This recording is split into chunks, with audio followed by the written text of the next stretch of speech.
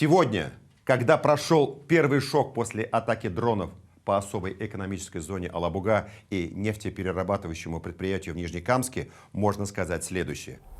Террористы не случайно нанесли удар по общежитию Алабуга политеха, по мирно спящим студентам.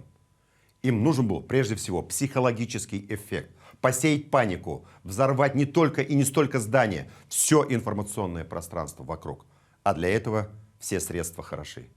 Цинизм этого преступления зашкаливает и доказывает, никаких красных линий для киевских террористов больше не существует. Дети, женщины, подростки, студенты, для врага уже не важно, кто пострадает от этих варварских атак. И мы это увидели наглядно. Конечно, просто чудо, что обошлось без жертв. В священный для мусульман месяц Рамадан Всевышний не дал свершиться убийству ни в чем не повинных детей. Кстати, Организация Объединенных Наций осудила атаку студенческого общежития в Елабуге. Но это, к сожалению, мало что значит для киевских политиков, потерявших человеческий облик. Организаторы и исполнители этого теракта просчитались в главном. Теперь даже сомневающиеся и колеблющиеся в Татарстане увидели сущность преступного киевского режима и поняли, что другого варианта у нас просто нет. Чтобы защитить наших детей, мы обязаны добиться всех целей специальной военной операции. И еще на один факт я хочу обратить ваше внимание.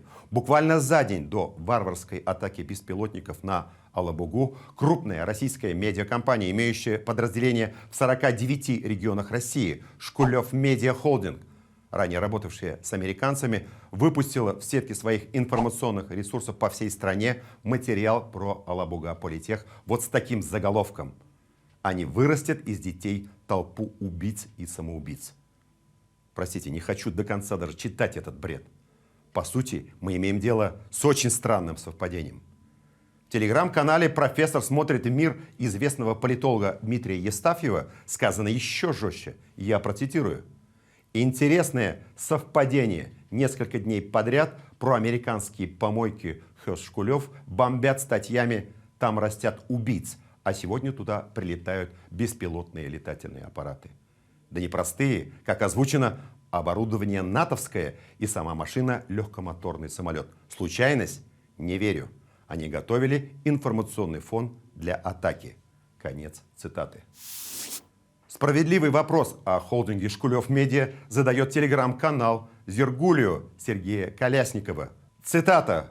Повторю вопрос еще раз. Кто в России их прикрывает?